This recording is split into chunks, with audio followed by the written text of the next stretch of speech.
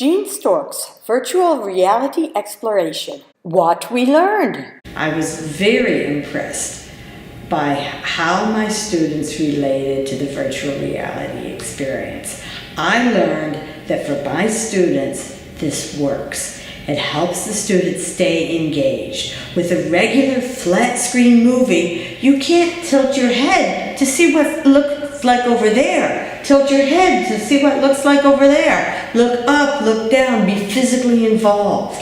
Most of my students have trouble sitting still, even for just a few minutes. So being physically involved in the experience really helped them. If I wanted to talk about history, or if I wanted to get the students using their communication skills, I was able to do it much better with the VR experience than I've ever done with a regular movie. My classes where the students are physically and intellectually able, they helped each other out. They worked as a team.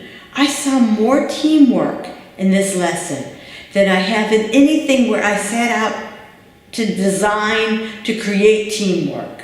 It just happened naturally. That amazed me. So, briefly, I learned that for my students, VR works.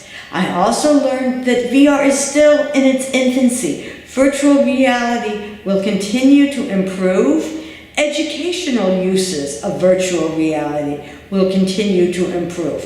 I am sure that 5 years from now, the experiences I'm able to give my students will be much more meaningful than what I gave this week, even though this week the students did really well.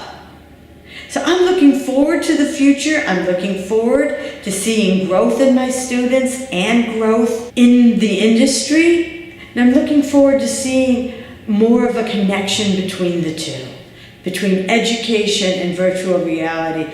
I think that it's an expanding field. It will continue to expand. It will continue to get more in depth, more meaningful. And the goggles will improve. They've improved a lot, evidently, from what I've read. It's hard to tell. What you read is mostly commercials, people trying to sell their newest, their greatest, how they've improved. They make it sound good.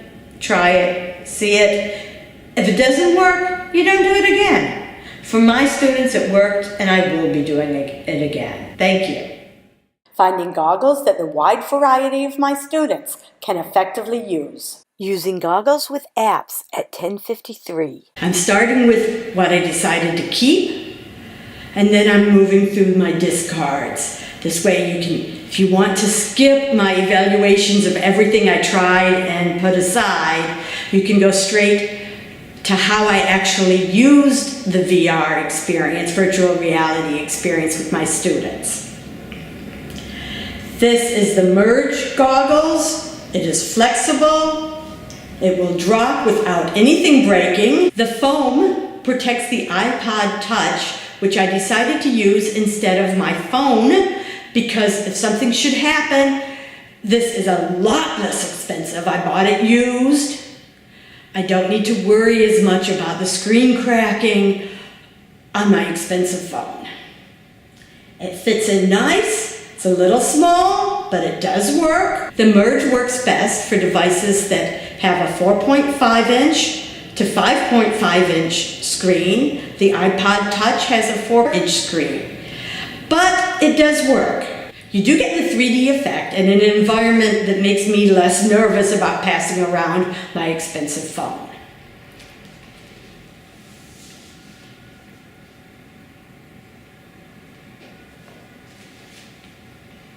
Phone stays safe, students stay safe, teachers happy. The first thing I tried was iron cardboard. It was one of the companies that was recommended on the Google website. I did not realize that it was being shipped from overseas because of the way I ordered it. I wish I had ordered it from a local warehouse or an American distributor. I did not. It took almost 3 weeks to arrive. Slips out of the case. Open up the flap. Inside flaps.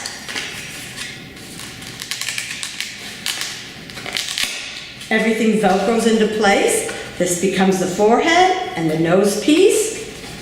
There's a rubber band here where the phone sits. Here's an app, one of the VR apps I use with my students. There's a nice line right here that makes it easy to line up with the notches. Now I can close the back. Velcro's down, the rubber band, holding the phone in place. This works really good for the Google Cardboard apps, the virtual reality apps that say work with Google Cardboard. It did not work well with Google Expedition, and I need something that will do both. This had double vision for some people. They say works with Google Cardboard. Here's the Google Cardboard image right there. The QR code for setting it up is right here. But they do not claim to work for Google Expedition, and for the many people they did not. So I switched to the official Google Cardboard brand. After all, Google Expeditions should work on something that carries the Google name. This is a little more expensive. It actually has a padding piece of plastic here that helps hold the phone in place. Now, one of the problems could be the size of this and the size of my phone are just not compatible. The extra large phones will fit in here and will work sometimes, but not always. The next thing I tried with this giant phone of mine is Merge. The directions said that it fits screens 4.5 inches to 5.5 inches. My screen is 5.5 inches, so I thought I would give it a try. It's supposedly child-proof, made of a hard foam.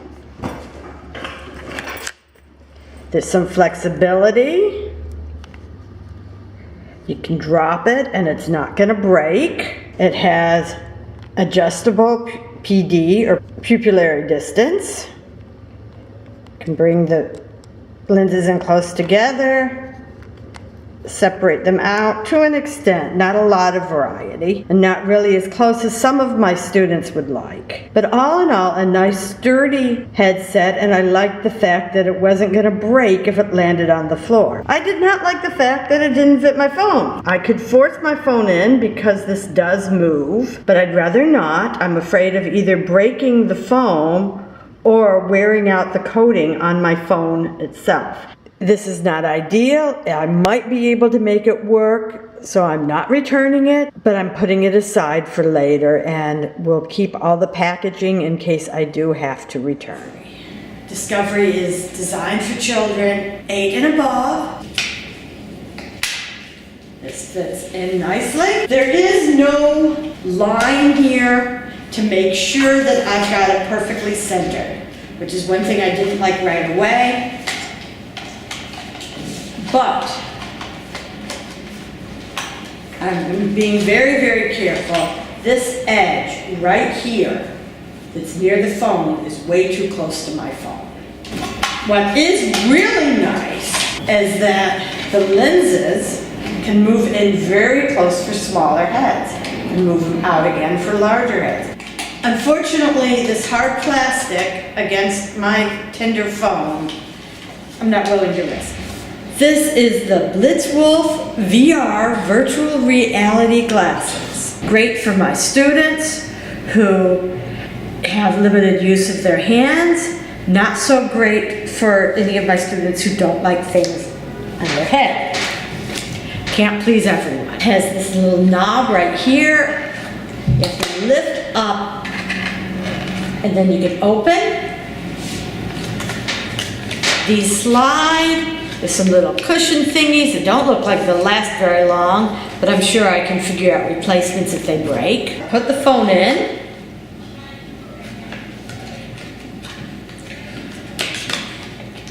Right here you can see where the divider is. Here you can see where the line is. This has nice soft padding. The headset seemed very comfortable for me. It can be adjusted for faces with a PD as small as 55 millimeters. I wish it went down smaller. I have already shown you 2 that were made for children that had other problems. So there is no perfect solution that I've found so far. It has the circle here, the circle knob, you can adjust the PD. These knobs on the side bring the phone closer or farther away. Good for adjusting for nearsightedness to a very limited point. If your eyes are not close to normal, you will struggle. Put it on, adjust it to the point where it's the most comfortable, and you're good to go. Not perfect, especially for some of our smaller children. The district has told me that they don't advise anyone younger than 7 years old using VR goggles and no one with seizure conditions. Using goggles with apps. Pair VR app to goggles. Now I'm going to show you how to pair the virtual reality app with the Google goggles. Click on the app you're going to use, click on the gear for settings, switch viewer. Pick up the phone, go over to the Google goggles, and successfully pair it. I will now show you how to pair Google Expedition with the Merge goggles. Tap Google Expedition. Tap the goggles. Tilt up so you can see the settings gear. Tap that. Tap switch. Take your phone. Go to the back. Successfully paired. Tap OK. As you can see, the Merge goggles has its code on the back of the head strap. Pair phone to tablet and start a Google Expedition. In this section, I will show you how I set the tablet and the phone so they work together with Google Expeditions. I'm using an iPad Air and a plus-size iPhone for this demonstration, but they could be Android devices. On the tablet, I press Settings. Make sure cellular data is off. Wi-Fi is on. I take a look, it's on NCPSP. I can always change it. NCPSP is what works though, so I'm not going to bother. Get rid of settings, come over here. Same thing, cellular data I'm turning off. This Wi-Fi is off, I want it on. And NCPSP is popping up naturally. They have to be the same Wi-Fi. If not, it won't work. If something other than that was popping up, I would have to make an adjustment. It's fine. Get out of settings there. Back to the tablet. Go into Expeditions. On Guide. These 3 lines in the upper left corner, I could tap them. Switch roles. I could switch between lead, which is guide, or follow, which is the explorer. But yes, I want to keep it on lead.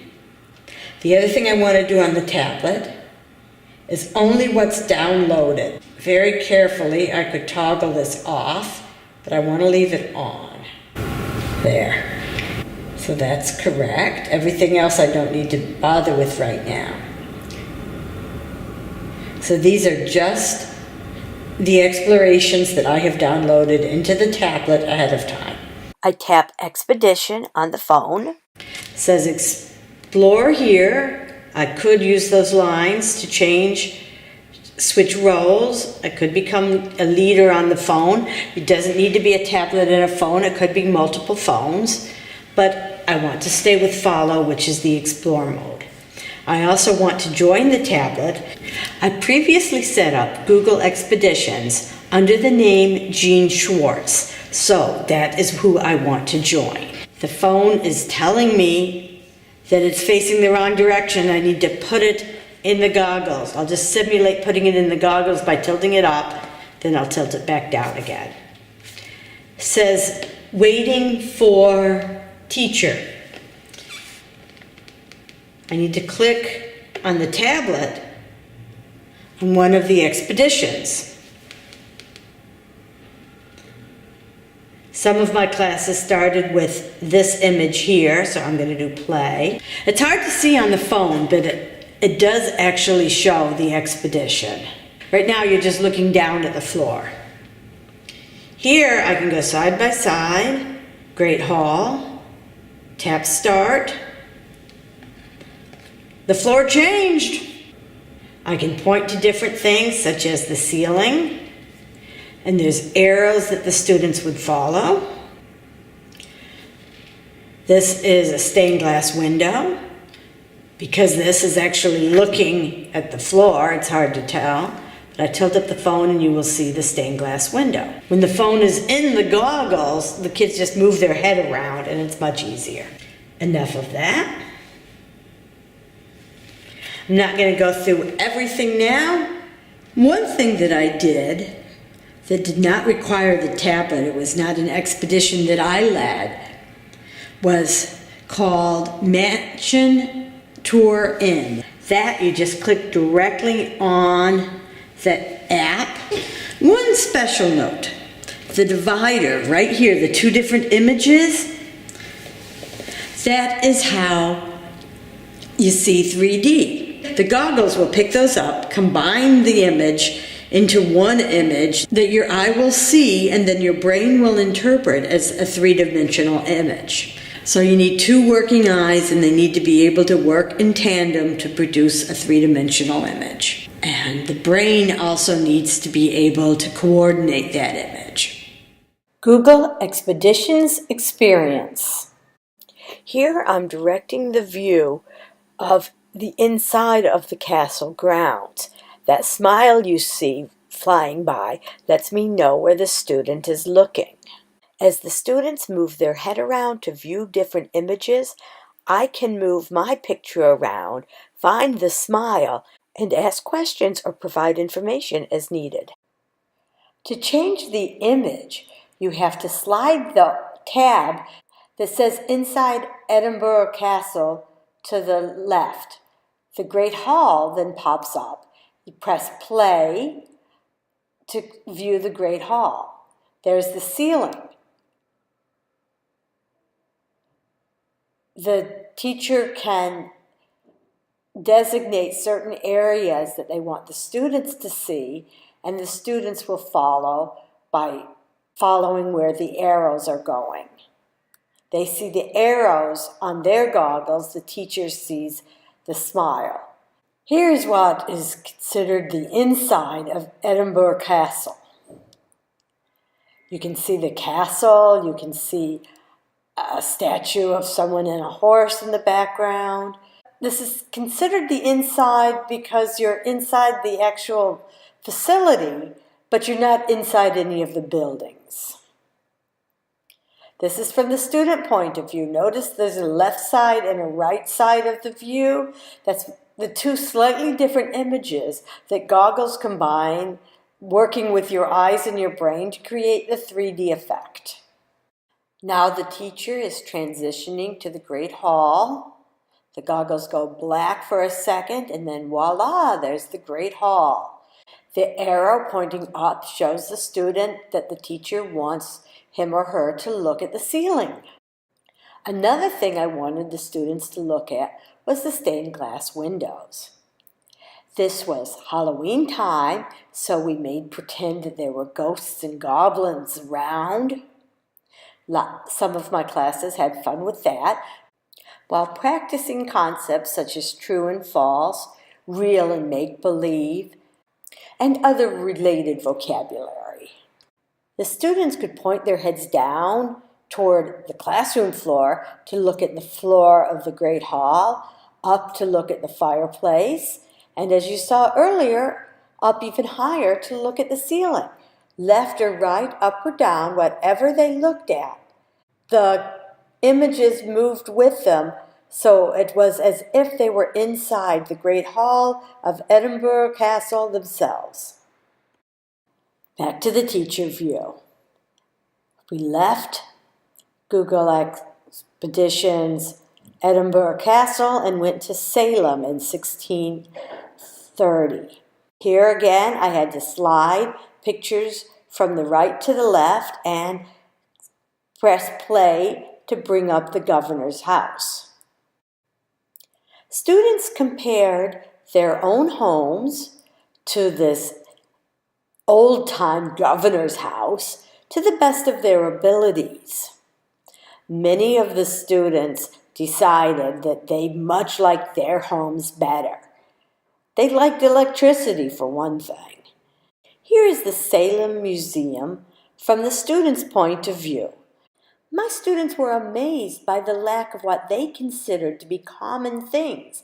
The governor didn't have a television or electric light bulbs. There was no radiator or other indoor heating other than the fireplace. Definitely not a place they wanted to live.